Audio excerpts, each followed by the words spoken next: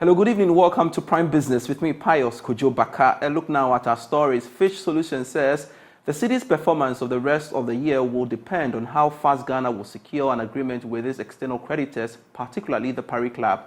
It warns that the negotiation for a deal may, however, take long, similar to that of Zambia. The local currency's performance since the approval of the International Monetary Fund has been relatively stable. In a recent macroeconomic update on Sub-Saharan Africa, the UK-based firm pointed out that it is unlikely there will be severe capital and financial outflows compared to last year. Mike Rodinga is a senior country analyst for Sub-Saharan Africa at Fitch Solutions. Regular disbursements of foreign currency by the IMF will provide the Bank of Ghana with more ammunition to defend the currency, informing our view that a large sell-off, as we saw in 2022 and earlier this year, is unlikely. However, I do want to say here that this does not mean it will be smooth sailing from here on for the city, unfortunately. So in fact, we believe that the city's trajectory will remain somewhat choppy by historical standards, as the performance of the currency will largely depend on the negotiations between Ghana and its external creditors. So in the experience of other countries that are involved or have been involved in talks under the G20 common framework, a country like Zambia, this process has proven to be extremely protracted, so suggesting that it will probably be quite lengthy for Ghana too. More on the economy, and government has indicated it will use the media budget to tackle the rising inflation, other macroeconomic challenges, as well as ultimately set the economy back on track. A Deputy Finance Minister, Abnosa Sari, said the budget review will focus on reducing importation of goods that is driving inflation. According to her, government is exploring ways to address the persistent increase in food prices. She was speaking at the 2023 Deloitte Economic Dialogue here in Accra.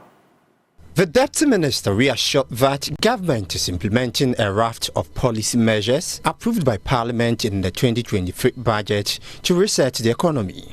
I want to reiterate that government's position to these measures are to secure sustainable debt levels and move economic growth forward. It's a painful path we have taken, but the alternative is simply unthinkable. And so we hope and pray that you support us achieve this. Let's ask ourselves, how do we entrench this stability and promote growth? Based on the immediate impact of the interventions of the last 7 months, government continues to reassess the tools and options for economic growth and revitalization.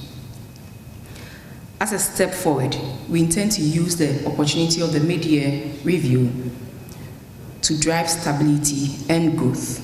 Economist and Professor of Finance, Professor Godfred Bokpin, entreated government to explore diverse ways to cut expenditure. The kind of job-rich growth we are expecting and the kind of expenditure cut and the reforms here, they are not adequate, they are not sufficient to actually guarantee that kind of growth that will be sustainable.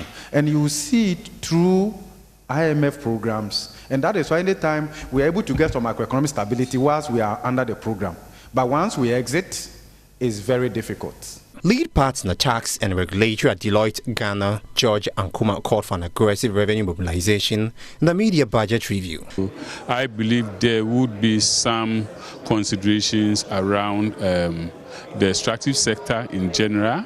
I also think that one of the areas that they will be focused is the fact that there's going to be a lot of efforts around enhancement of the GRA in terms of revenue collection. They have already done the online platform, and so I believe that there will be some discussions or some covering around how the GRA is now using the online platforms that they have developed to enhance revenue collections. The 2023 Deloitte Economic Dialogue was under the theme Positioning for Sustainable Recovery, Ghana's Economic Outlook Post-IMF Deal. James Ishen's report for Joy Business. A while longer on the media budget, as Finance Minister Ken Ofori-Atta prepares to present the media budget, former Finance Minister Seth Terkper He's urging government to use the media to reduce its expenditure and find innovative means of raising revenue. He believes government will not be successful with its debt exchange program if it fails to be realistic about arrears and commitments. Now, the former finance minister was speaking at a webinar ahead of the media budget presentation. To do more in raising revenues, we'll have to do more in reducing expenditures, and we'll have to be realistic about our arrears or commitments. This is a bin. It has hunted us, So we are not consolidating. We should all be alert and make sure that we have, as Prof said at the beginning, all the numbers from now on, so that when we are monitoring, we are not, praising, the government. Sometimes even people in opposition are envious of some of the achievements which have come, to naught. Otherwise the fiscal gap will not narrow and will not do a successful debt exchange or restructuring. We have problems with borrowing already, which we must get out of quickly. And then domestic borrowing T-bills is so narrow, and it's raising domestic costs. And I must say it's not sustainable for an economy which is by developing country or lower middle income country standards, should not be depending on such a narrow, base. Do we need an African market? I suggested in my last, show that if we need an African market, if we think that people are being unfair to us, we should look to what we have done to our domestic markets. Let's stay a while longer on the media, because the Association of Ghana Industries, AGI, is asking government to use the media budget to inspire hope and in the private sector by supporting the production and manufacturing sectors of the economy. According to the association, already they are feeling the brunt of the high taxes being implemented. They contend most of their members have been forced to fold up as a result of the harsh economic condition. Here is Vice Chair of the AGI Tema region, Adobia Isiama Abuaji, speaking to Joy Business ahead of the presentation. The business environment doesn't seem conducive. The interest rates, the utility charges, the inflation, the depreciation, exchange rate is really affecting us. Although we find ourselves in the productive sector, we still import our raw materials, most of them. There are few that would say are sourced locally. And where we even have local sourcing, there's always a mix, having some imported items mixed up. And so if the exchange rate is not stable, it gets affected. And I had also indicated that we seem risky now because the kind of interest rates we have, it's difficult to go borrowing for business. And so it looks as if even when we go to the banks, it's not too safe for them to transact business with us. They are better off dealing with the traders. And so we are asking for government to really support the productive sector in terms of financing. Perhaps they have a plan, but we would want to see something much more. Because if indeed we need to recover, then it should be through the agri sector and industry. And so we are saying the Development Bank, for example, Exim Bank, let's put some funds in there, support private sector so that we can recover. And also, in order not to erode our working capital, our taxes should not be pre-production, but it should be post-production. Because then, if it's pre-production, you use all your money to pay taxes. And so if we can get some waivers on our raw materials as inputs, then at the point of churning out the finished goods, we'll be able to pay taxes instead. President of the Ghana Hotels Association, Edward Akanyamike Jr., is calling on the government to address the numerous charges imposed on the sector in the media budget. According to him, the country can meet its target of attracting over 1.5 million tourists into the country, but government needs to reduce the number of taxes imposed on the sector to help businesses increase their profits. He spoke at the 3rd National Executive Council meeting of the Ghana Hotels Association. The Ghana Hotels Association has indicated that Despite recording a positive economic recovery post-COVID-19, the sector is still faced with challenges such as taxes and increased utility costs. At its third National Executive Council meeting, President of the association, Edward Akanyameke Jr., said they expect the Finance Minister to address some critical issues bedeviling the progress of the sector in the mid-year budget. We have the December in GH and several other programs which is bringing in people. So those activities will certainly tell on the numbers of people coming to the system. Now, when they come in, and that is where some of the challenges come in, because then the hotels are hosting them, we have high taxes, we have high utility costs, water, now electricity and water is adjusted every quarter. And it keeps going high. Okay, so all those things together with the high lending rates and then the cost of doing business in general, our workers are expecting more salaries because the environment itself is harsh and all that. So that one too is another aspect which affects our business. And what it means that, so we may be bringing in the numbers to tell on the number of visitors that are coming. However, when we do the actual business mathematics, you see that your profit margin is very small, or you may not even make profit, and that will affect the business moving. The Minister of Tourism, Arts and Culture, Dr. Ibrahim Mohammed Awal, reiterated government's support to helping the sector to develop. Before COVID, before 2020, the ministry achieved 1.1 million tourists, international arrivals in this country. That gave us an amount of $3.3 billion US. Post-COVID, Ghana's recovery is really, really good. While the African average recovery is 61%, Ghana's recovered about 85% post-COVID pandemic. We put in place a number of strategies to achieve this 1.5 billion. Now, there are a lot of issues with taxes, so government is discussing it. I'm sure not too long we'll come out with something very productive for Ghanaians. Last year, we gave $10 million to support all operating the tourism, arts and cultural sector. We know it's not enough because the pandemic has really affected them. So we intend to do some more support in terms of grants, support them to be able to keep their operations running. The association also called on financial institutions to support the sector to develop. Now, the Rice Millers Association has welcomed government's move to restrict rice and frozen chicken imports by 40% in the coming months. The details of the program will be outlined in the mid-year budget review as government is working on a legislative instrument to back the move. According to convener of the association, Yao Edupoku, the import quota on these commodities is a step to ensuring self-sufficiency in the rice sector. We have the resources, we have the people, and we are all ready. Our major challenge is how to get our rice into the market and be accepted. Nigeria has done it, we all saw it. And now Nigeria is gearing towards self-sustainability. Ghana is still a net importer.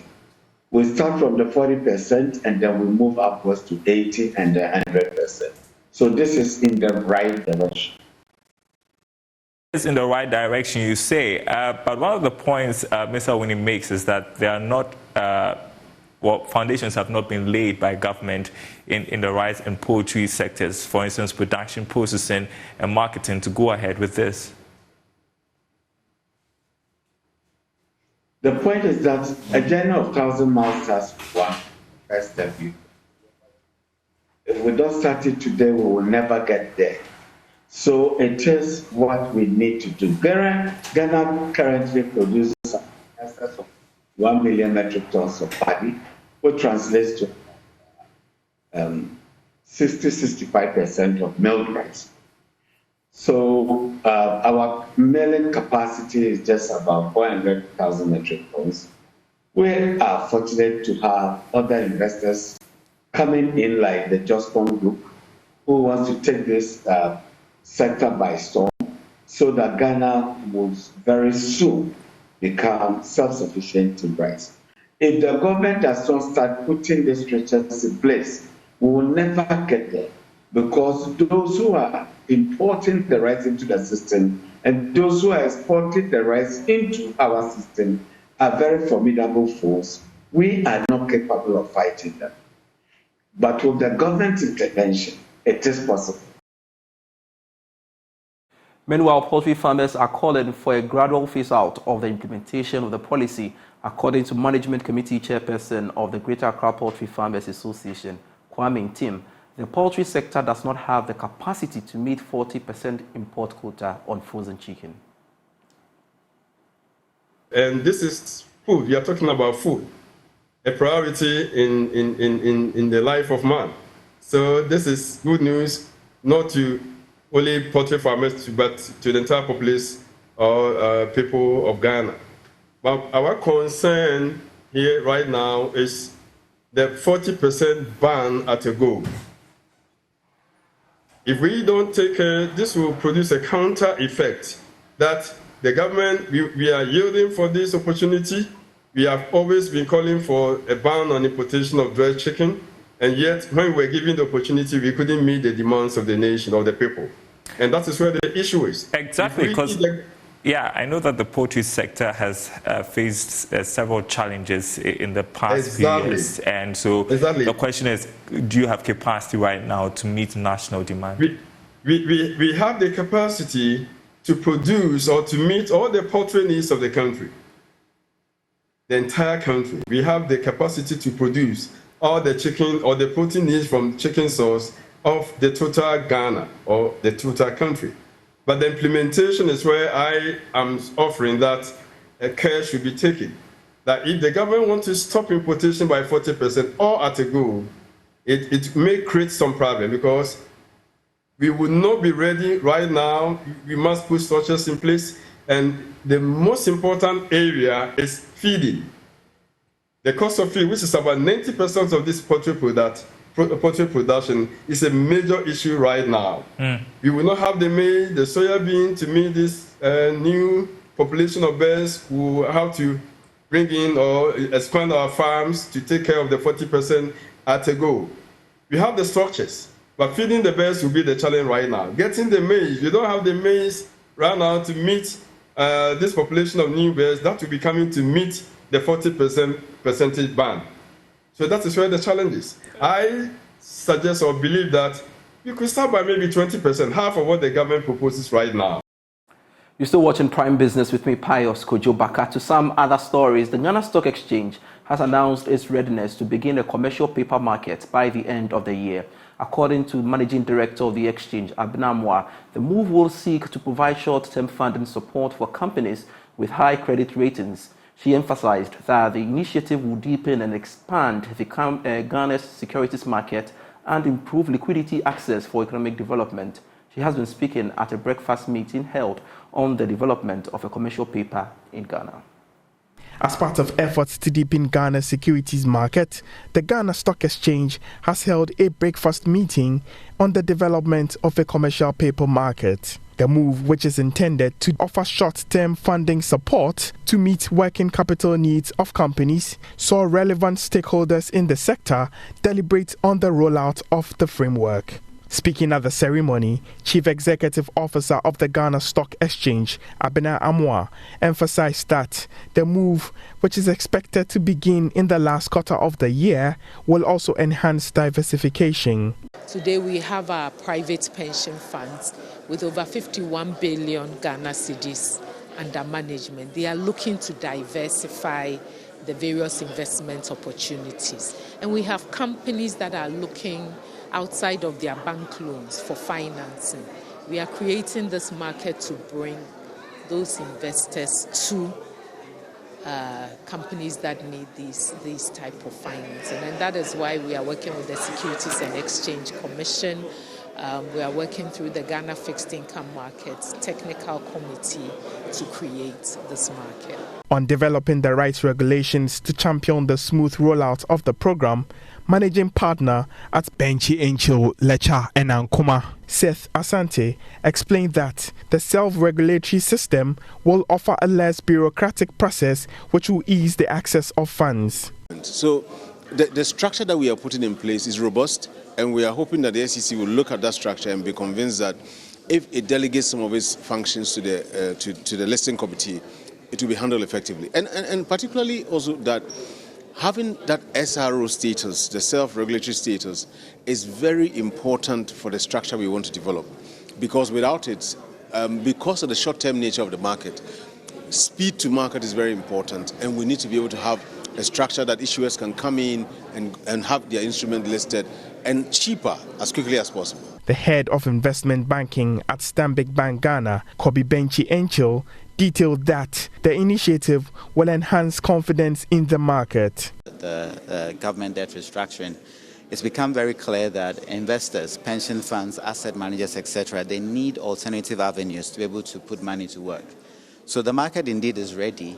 It's just for us to now make it happen, take the first steps, put in place the regulation, and then ensure that there is education so people understand that these avenues currently exist. The president of ACI Ghana, Lawrence Oselaja-Bwampong, called for enhanced awareness to deepen the market. And when you look at typical investors who invest in money market securities and other capital market securities, it becomes a lot difficult to invest if they do not understand. And so as ACI Ghana, we would obviously focus on the education bit, ensuring that we tap into the expertise of our members to provide education, training, and all the requisite skills to all stakeholders. The initiative, which is expected to begin by the end of the third quarter of this year, is part of several moves by the Ghana Stock Exchange to improve diversification, deepen the market, and improve liquidity access. Water Aid Ghana, in collaboration with Accra Brewery Limited, has signed an agreement valued at 580,000 cedis. The alliance aims to construct water supply and sanitation improvement facilities in districts where ABL obtains its raw materials. Now, the project will see the construction of durable water and sanitation infrastructure, the creation of a solar-powered water delivery system to ensure reliable access to clean and safe water in selected health facilities, among others. Here is Head of Legal and Corporate Affairs at ABL, Solomon Ayer. Educate consumers on responsible drinking. Again, we are also particular about our guidance level. As you may be aware, again, as media people, there are people in this country who are not supposed to get close or use alcohol. One of them are kids, people below 18 years, pregnant women.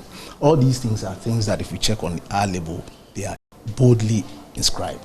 So responsible or smart drinking is critical to our business. And that's it for Prime Business with me, Pius Kojo Baka. Prime Sports is next.